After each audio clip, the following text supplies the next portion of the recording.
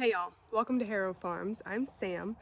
This channel used to be called Of Little and Light about 3 years ago, and then I took a really big break. So now that I'm getting started back on here with you guys, I just wanted to kind of like clean slate this, and I'm gonna just take you on a little tour of the farm and kind of update you on a handful of things, as well as just tell you about our goals here and what it is that we do. All right, come on. So, where are we gonna start? Well, I guess I'll start with that. So here at Harrow Farms, we are on 2 acres in South Georgia. Here we raise a lot of different animals. When we started homesteading, we decided that because we were only on 2 acres, we really wanted to make sure we focused on the most important things to produce for our family. Here in South Georgia, there's not really a good place for us to buy ethically produced animal products. So when we started here, we decided that's what we were gonna go for. Dairy, meat, all the animal things, we wanted to do that ourselves because there are plenty of places that we could get produce, but not the animal stuff. So that's what we did. We originally started out by keeping dairy goats, and then 2 years ago made a huge switch to keeping a dairy cow, and that has been amazing. I love cows so much more than goats. I really thought, surely, the goats were the best. I was wrong.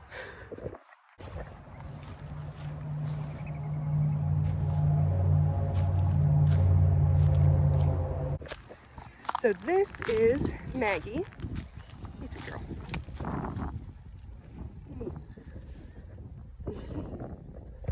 So this is Maggie. She is a registered mid-sized miniature Jersey. So she's not like itty bitty, but compared to the other cow that we had when we first got dairy cows, she's very small. We had a Guernsey at the same time, and her back was like eye level with me, and that was a little too much cow. Maggie is the perfect size. One, I feel safer around her because she's a little bit smaller, but also because she's smaller, she doesn't eat as much. And on our 2 acres, we can only produce so much grass. We do usually have hay available year-round. During the summer, she doesn't eat hardly any of it, but there are times, because we do rotationally graze, and we're trying to be regenerative and mindful of our land, we have hay available so that I can dry lot her and let the land rest if it needs to. Like last summer, we had a really bad drought, and so she had to be dry lotted for quite a while because the grass wasn't growing and we didn't want to completely deplete it. This year, the grass is really starting to take off. I'm very excited. And I'm sure she's very excited to get back out there. She's been in a dry lot all winter as we were letting everything rest. But yeah, this is our girl Maggie. She's a unicorn in that she's very special. She's very easy to milk. She calves really well. She's had 1 calf here, and she came to us with a calf. She's a dream. Thanks to her, we actually have been able to start selling raw cow's milk for pet consumption. And so that's been a lot of fun, getting to like have a product that we actually take places to sell and be able to share in the abundance that comes with having a family cow. In addition to Maggie, we also have 2 calves. One was the one that she gave birth to back in November, and then the other is a bottle calf that we bottle raised for a couple weeks and then actually grafted onto Maggie. She is not a nurse cow. She doesn't really care to have an extra calf on her, but I gave birth in January, and so we needed somebody else to be helping us milk. And so that was Aspen. He's a Park White Jersey Cross. I'll show them to you. In their own little dry lot, we've got Aspen, and over here is Oak. Unfortunately, Oak, which is Maggie's biological baby, has some form of like deformity. There's like some malformation in his legs that cause him some pain, and as he's getting bigger, it's getting worse. So unfortunately, we have to process him really young. They are coming up on 6 months old, I believe. So we're gonna go ahead and process Oak within the next couple weeks because he's getting really uncomfortable and it's not fair to keep him around. And then Aspen, once he is old enough, he will breed Maggie for us, and then he will also go into the freezer because that's their purpose here on our farm. Next up, we're gonna head over to our meat rabbits. And the pigs just heard me, so it might get a little loud. This is our new meat rabbit setup. They used to be way over there on the other side of that shed. This has been a much better spot for them. It doesn't stay wet whenever it rains really hard. So, really nice. I don't have to go through the muck to get to them. So we used to only breed New Zealands, at least for a while. We've kept several breeds over the years. And I really liked the New Zealands, but we had some issues with them not being hardy enough to breed in the summer. It was just too hot. The does couldn't handle being pregnant. They were very clearly very uncomfortable. And then we also had issues with the nest boxes being too warm and the kids, that's goats, and the kids really just struggling and having a hard time during the warm weather. So we looked into breeds that would do better here in the south, and we ended up with the Tamuks. Hello, baby. Hi.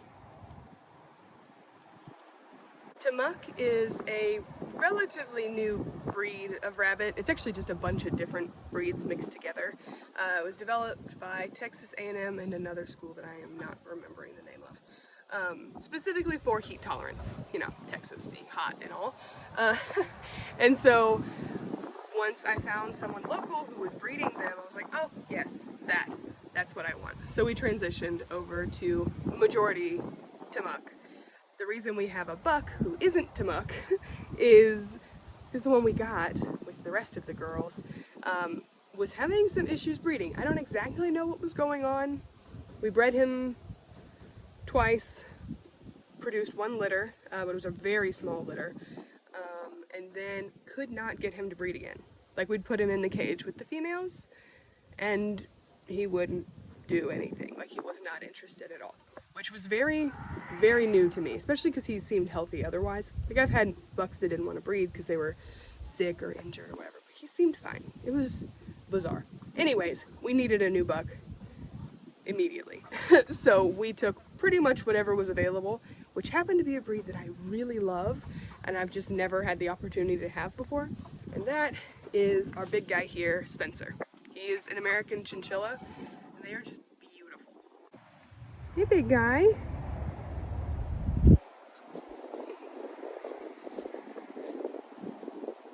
Hi. Yeah, you know you're pretty. We currently have 4 litters of rabbits. They're kind of all varying ages.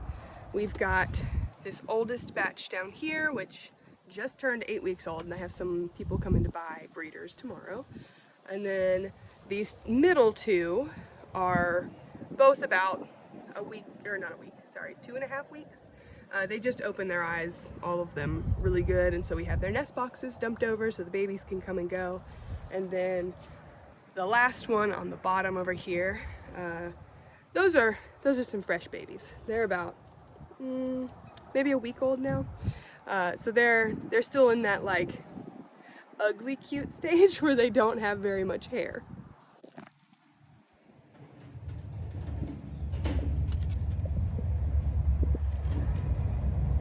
Hi, Alexandra. Just checking out your babies, okay? Yeah, is that cool with you? Look at them. Aren't they precious? These are our grow outs that we have people coming to pick up from tomorrow. So you can see in some of their ears, there's letters. That's where we went and sexed them today, so we know what's what. So it's easy for folks to come and decide which one they want.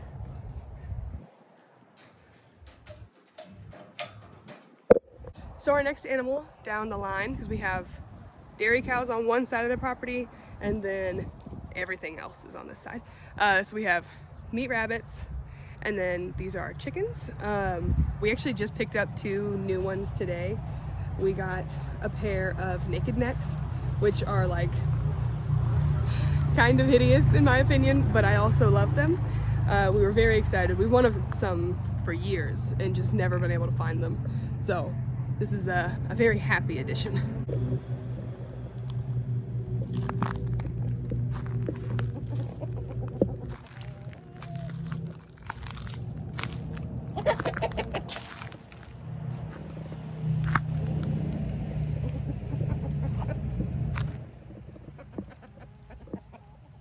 Counting our newest additions, we now have 8 hens.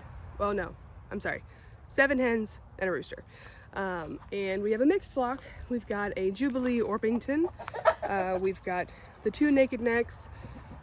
I cannot remember the name of our other ones. Oh darn. Whatever, they're olive eggers. They lay nice, pretty green eggs.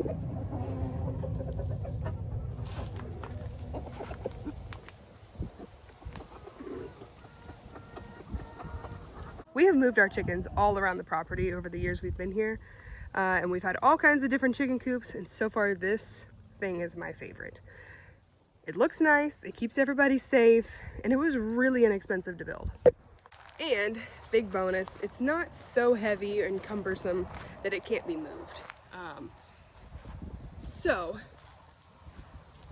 if, you know, we randomly decide to move it again, we can. It's not too big of a problem.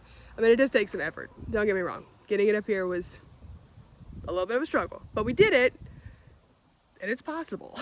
The last animal that we've got over here is our pigs.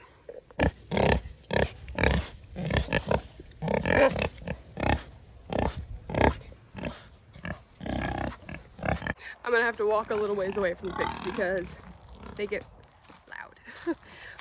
But the pigs that we currently have are Meishan, which is an Asian breed. They're pretty slow growing. Wouldn't recommend them if you're like trying to get a meat pig done really fast. But they were given to us at a really nice price when we needed something to consume extra milk from our cow. So it worked out really well. Pretty slow growing. They're about a year old, and compared to other breeds I've raised, like Berkshire, way smaller. But it is nice to have smaller pigs because we can have more of them and just process when we need to, instead of having one big one that we raise really fast and then try to get in the freezer. And then these are also easier to process at home instead of having to send them off somewhere, which is my preference. I like to do everything as much as possible. I'm gonna put this egg in my pocket. I am hoping that I'm gonna remember it. Y'all know. Pocket omelets aren't great. Okay, back to the pigs though. I like to process as much of our own animals as possible. I don't want them to have to go through the stress of being transported somewhere and then have the end of their life be this huge, scary event. I would much rather it happen at home, where they just get a really tasty meal and then they're gone. And they don't know what happened, and it wasn't something terrifying, and I don't have to worry about them getting stressed or hurt on the way. We just try to do everything here. So having these smaller breed of pigs and having a smaller breed of cow really makes that possible for us.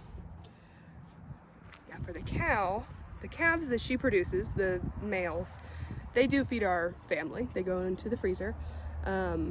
We process them at around 10 months old, usually. Oak is an exception because he's having issues, and keeping him around for that much longer wouldn't be nice for him. Aside from all of the animal things we have, this was the pig's pen the last several months. And so me and our big boys, Judah and Ezra, came out and we planted a bunch of stuff out here. It's gonna be super chaotic because a 5-year-old and a 3-year-old primarily planted it. But I figured it'd be nice for them to have their own space where they get to take ownership and like do their own thing without me saying no. And I felt like the garden was a good place to start. There's, you know, low risk involved. And then also that area can be a total chaos garden and it won't bother me a bit. Actually, last year we had a huge tomato garden back there that the pigs planted for us.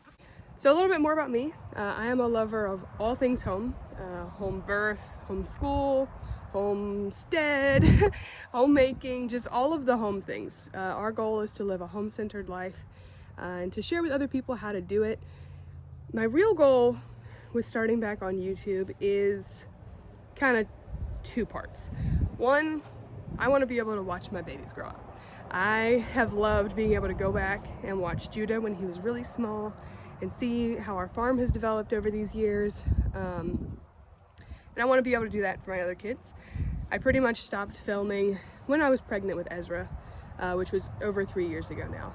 And I've missed that good chunk of time. And now that we've just had our third little boy, his name's Micah, I wanted to jump back on here so that I don't miss any more time. The second part of this is that I want to encourage other moms who feel the push and the desire to live like this, but cannot figure out how to do it with kids at home. Because transitioning from 1 kid to 2 kids on a homestead was rough. I'm gonna be honest. It took a lot to learn how to handle everything all the time. And there was seasons when I didn't do it well. There was seasons where we sold almost everything off because I couldn't handle it. It took a lot of self-discipline to get back to this point, to where I feel like I'm fairly successfully taking care of all the things. I definitely do not have all of the things figured out. My passions are very home-based, which makes it easy to try to go after them because I am home all the time. This is where I raise my babies. This is where I cook all of our food. This is where we raise animals and grow a garden. But it's a lot to carry. Like, there's a lot of moving parts. It's like juggling extreme edition. And to be honest, I drop the ball every once in a while. Like, it happens. And this isn't to showcase like, hey, I'm doing the thing. This is how you should do the thing. I'm trying to figure this out. Here's what I have figured out that works for me, and let's figure the next part out together. All right, so it's a little bit later in the afternoon. I was about to come up into the front yard to show you the raised bed garden and talk about it a little bit. And then Michael woke up, so I had to go inside and do all the baby things. But let's walk around up here. I historically have not been a huge gardener. I've always wanted to, and have at least attempted every spring and, into the summer to garden. Have had some fairly successful years, have had some years where I completely let it go to the pollinators and the weeds. This year I'm pretty determined to stick with it and do my best. Since I have a pretty good handle on all of the livestock things, this is my next step. So here we go.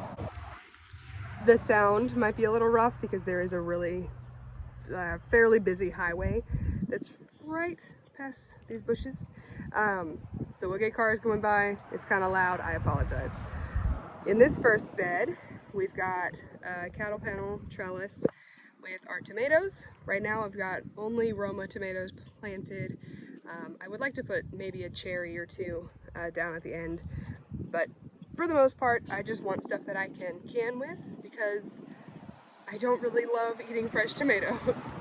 And then we have peppers on either side of this trellis. So we've got hot peppers, so these are jalapenos, not really that hot. These are not like the peppers that I'm going to tell the kids to come eat. I have this one giant Marconi that I need to plant over here, and then we have sweet peppers, sweet banana peppers, sorry, that these are like kid safe. So I can be like, okay, make sure you're in the middle when you're picking your peppers. Now this bed, and you can see all the stuff. We have kids, we live here. This is pretty much how things are gonna look all the time. This bed I have planted in before. It did have a little bit of soil, but last year I let it go to the weeds, and so it's been taken back over. I'm planning to try and Ruth Stout method some sweet potatoes in this whole bed. One, to get it covered with hay, so that it can start developing more soil, and then 2, so that it's actually useful this year while I'm developing the soil. Are you chewing on the carrot? Yes, you are. You slobbery little baby. What are you doing? Does that taste good? No, there's no way. Does it feel funny? You like the texture? I bet that's what it is. So past these first 2 16 by 4 foot beds, I've got a trellis here. I'm probably gonna move this since I have herbs and stuff planted right there already, and this side is gonna be sweet potatoes. So I think I'll pick it up and move it down here. There's already an arch kind of just sitting there. It's not actually secured, it's there by faith. So this won't be here very long, but the next bed we have, this is a 4 by 8, and I just planted a bunch of jade bush beans, so green beans right here. And then this is our herb bed. I've had this oregano plant for like 3 or 4 years, and it's actually been transplanted as like a full adult plant, and it did great.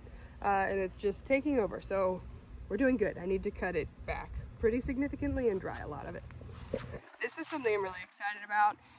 That is stevia. Jerry and I are currently eating a ketogenic diet.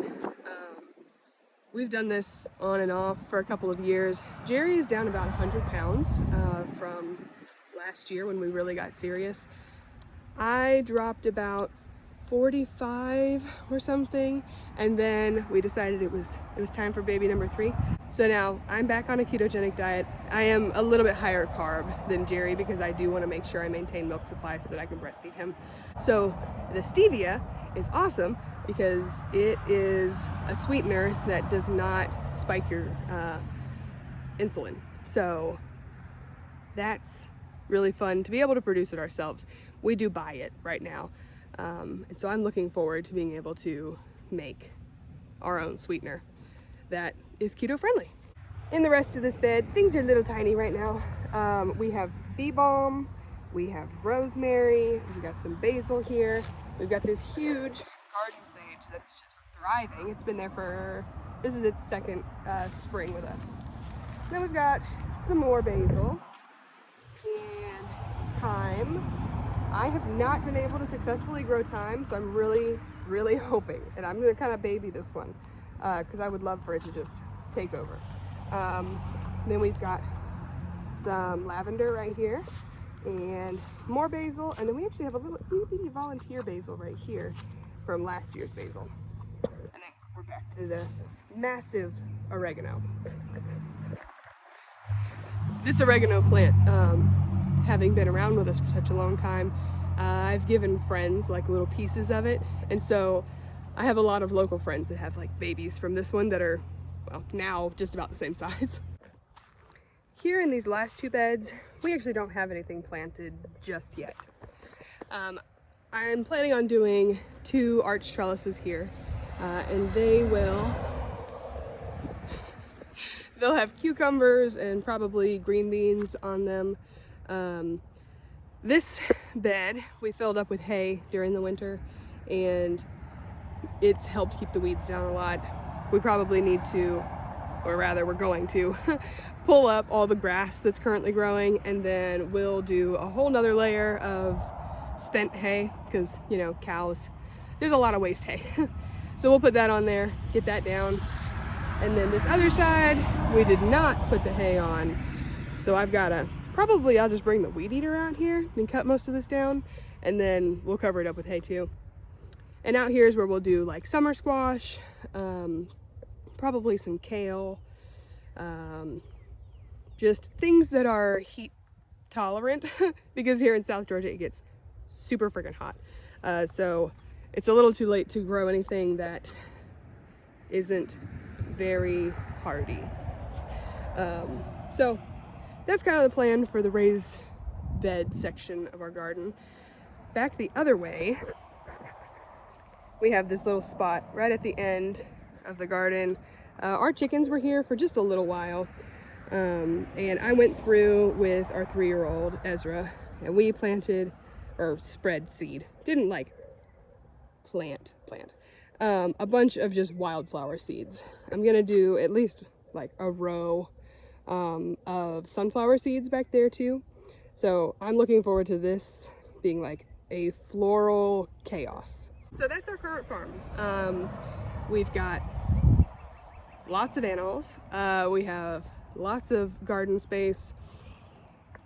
And I'm really looking forward to this summer and being able to have a lot of meals that are almost 100% from our farm. There's things like we can't or won't produce ourselves, like honey, because I'm allergic to bees, and then salt, and you know, things like that, like very small things that we aren't producing. But I'm very excited to have meals that are like very much, the majority of them is coming from our land. It's very exciting and it like makes my heart real happy. Moving forward, you can expect to see garden stuff. You can expect to see a lot of things about our livestock, because I spend my whole day here with children, which you will see and hear in the background. I decided to take this time while Jerry had our big boys and was out of the house to film this first video so that I could like have my thoughts and be able to try to portray enough information and just like get back into the swing of filming, because taking that 3-year break, like I don't have the muscle memory anymore that I used to, so having a little bit less of a stress situation while trying to do this for the first time was ideal. Other stuff that you can look forward to seeing from me is cooking and like utilizing the things that we actually produce. With homesteading, it seems like, in my experience at least, there's a lot of information now.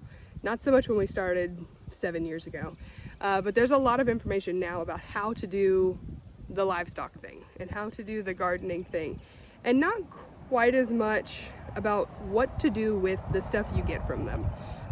Jess from Roots and Refuge Farm, if you don't know already, has started a second channel, and that is the Farmer's Table, and she's doing exactly that. Like, she's going through and showing you how to use the things and how to make food from scratch. It's such a valuable channel. Highly recommend checking her out if for some reason you don't know who that is already. But you can expect to see some of that kind of stuff from me as well. As you know, I make all of my own dairy products. Well, like 90%. I still buy hard cheese right now. I really want to try making it, but it just makes me a little nervous. And I don't have all the equipment yet, so you know, I've got my reasons. I make yogurt and butter and soft, fresh cheeses. So you guys can look forward to seeing that kind of stuff. I also plan on talking about like why we chose to switch to dairy cows, and just have a little bit more in-depth explanation for a few things, just a little later on. This is gonna wrap it up for today's video, so thank you guys for hanging out. I'll see you next time.